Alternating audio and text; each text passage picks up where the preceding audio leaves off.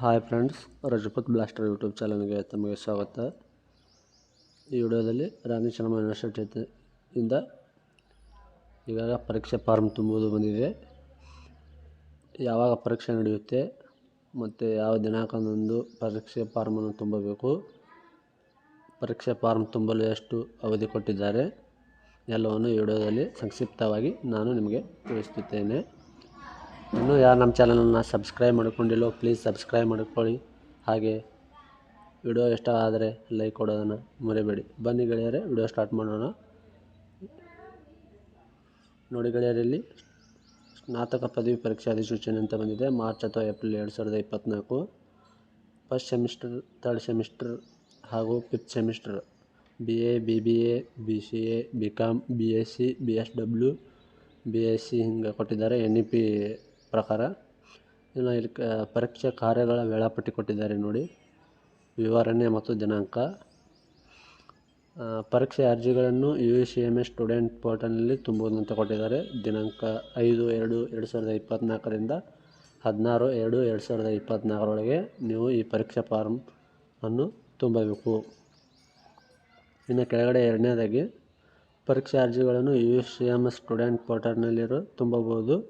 ಪ್ರತಿ ಸೆಮಿಸ್ಟರ್ಗೆ ₹100 ದಂಡ ಶುಲ್ಕ ಇರುತ್ತೆ. ಅಂದರೆ ನೀವು 16/2/2024 ಒಳಗಡೆ ಕಟ್ಟಿದರೆ ಯಾವುದೇ ದಂಡವಿರೋದಿಲ್ಲ. ಅದು ಡೇಟ್ ಮುಗಿದರೆ ಮುಂದೆ ನೀವು ಕಟ್ಟಬೇಕಾದ್ರೆ ₹100 ಫಸ್ಟ್, ಅಂದರೆ 17 ಮತ್ತು 18ನೇ ತಾರೀಕಿನೊಳಗಡೆ ಕಟ್ಟಬೇಕಾದ್ರೆ ₹100 ದಂಡ ಕಟ್ಟಬೇಕಾಗುತ್ತೆ. ಇನ್ನು ಅವಾಗೂ ಕಟ್ಟದೇ ಇದ್ದರೆ ಮೂರನೇದು ಪರೀಕ್ಷೆ ಅರ್ಜಿಗಳನ್ನು UCMS ಸ್ಟೂಡೆಂಟ್ ಪೋರ್ಟಲ್ನಲ್ಲಿ ತುಂಬುವಂತ ಕೊಟ್ಟಿದ್ದಾರೆ. ಇದು ಪ್ರತಿ ಸೆಮಿಸ್ಟರ್ಗೆ ₹500. ಅಂದರೆ ನೀವು ಡೇಟ್ ಮುಗಿದರೆ ಮತ್ತು ಕಟ್ಟಲು ಹೋದರೆ ಎರಡನೇ ಪೆನಲ್ಟಿ ಅಂತ ಕೊಟ್ಟಿರ್ತಾರೆ. ಅದು ದಿನಾಂಕ 19ರಿಂದ 20 ಆಗಿರುತ್ತೆ. ಇನ್ನು ಲಿಖಿತ ಪರೀಕ್ಷೆ ವೇಳಾಪಟ್ಟಿ ಹೇಳಬೇಕಂದ್ರೆ 20/2/2024 ಅಂದರೆ ಬಿಡ್ತಾರೆ. ಇನ್ನು ಆಂತರಿಕ ಅಂಕಗಳ ತಿದ್ದುಪಡಿಗೆ ಕೊನೆಯ ದಿನಾಂಕ 20/2/2024 ಆಗಿರುತ್ತೆ. ಇನ್ನು ಪ್ರವೇಶ ಪತ್ರಗಳು ಯಾವಾಗ ಪಡೆಯಬಹುದು ಅಂತ ಕೇಳೋದಂದರೆ 21/2/2024 ಆಗಿರುತ್ತೆ.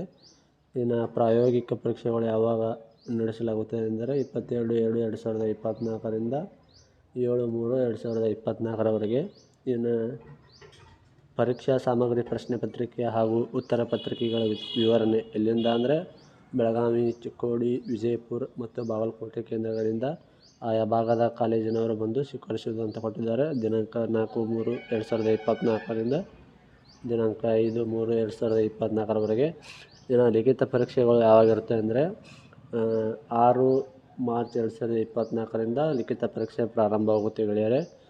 ಇನ್ನು ಎಕ್ಸಾಮಿನೇಷನ್ ಫೀ ಯಾವ್ಯಾವ ಸೆಮಿಸ್ಟ್ರಿಗೆ ಯಾವ ರೀತಿ ಇರುತ್ತೆ ಅಂದರೆ ಇಲ್ಲಿ ಅಪ್ಲಿಕೇಶನ್ ಫಾರ್ಮ್ ಫೀ ಅಂತ ಇದೆ. ಇಲ್ಲಿ ₹90 ಪರ್ ಸೆಮ್ಗೆ ಎಕ್ಸಾಮ್ದು. ಇದು BA, BCom, BSc, BSW ಅಂತ ಕೊಟ್ಟಿದ್ದಾರೆ. ಇನ್ನು ಎಕ್ಸಾಮಿನೇಷನ್ ಫೀ ಅಂತ ಕೊಟ್ಟರೆ ರೆಗ್ಯುಲರ್ ಸ್ಟೂಡೆಂಟ್ಸ್ದು 850 ಇದೆ ಮತ್ತು BBA, BCದವ್ರದ್ದು 1010 ಇದೆ.